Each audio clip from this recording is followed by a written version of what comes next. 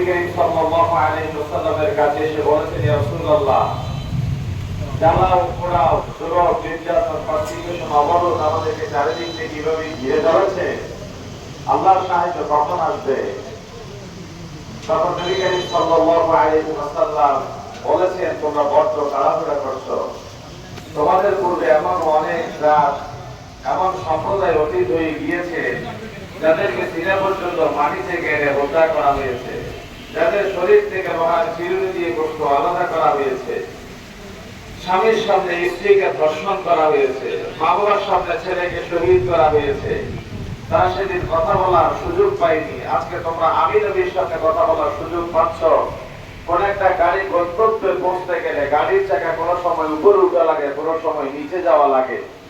এই বাংলাদেশের প্রেক্ষাপট ইসলামকে যদি সংসদ পর্যন্ত পৌঁছাতে হয়, তাহলে কাউকে জেলে যেতে হবে, কাউকে জুলুমের মুখোমুখি হতে হবে, কারো হাত যাবে, পা যাবে, ছেলে যাবে, মেয়ে যাবে, চাকরি যাবে, ধন সম্পদ বাজেয়াপ্ত হবে। ত্যাগের নাজরানার ভেতর দিয়ে একদিন এই জমিনে কোরআনের পক্ষে সংসদ কায়েম হবে ইনশাআল্লাহ। এই জন্যই বলি, ফিলিস্তিনের সেই মজলুম মুস্তাদআফিন হামাসের বিপ্লবী কর্মীরা, তোমরা ধৈর্য ধরে অপেক্ষা করো, মাইর খাও, জেলে যাও।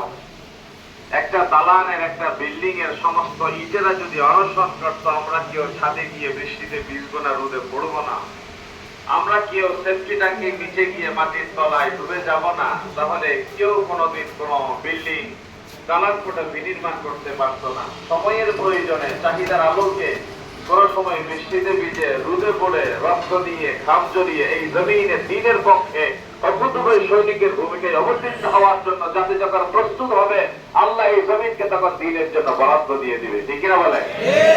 প্রিয় ভাইরা আমার, আজকে আমার কলিজাটা শীতল হয়ে গিয়েছে, ঠান্ডা হয়ে গিয়েছে।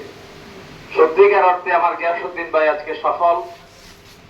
বৃষ্টির ফোঁটা যখন টেবিলের উপর পড়ছিল, মাথার উপর পড়ছিল, ভেবেছিলাম মাহফিল বোধহয় আজকে এখানে শেষ হয়ে যাবে।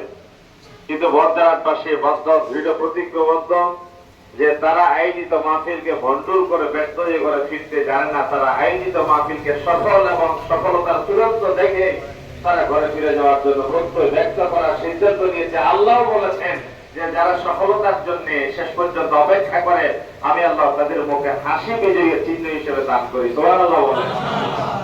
এটা বদরে 313 জন কেবল সাহাবী ছিল। দুইজন ভাই নবী করিম সাল্লাল্লাহু আলাইহি ওয়াসাল্লামের সামনে এসে বলেছেন, ইয়া রাসূলুল্লাহ, যুদ্ধে যেতে চাই। কেন? বলে যে বিশ্ব অন্যতম শক্তিধর কুরাইশ নেতৃত্ব আবু জাহেলের বিরুদ্ধে রেখে রাসূলুল্লাহ আজকে জিহাদে যাবে। রাসূলুল্লাহ তার সবচেয়ে বড়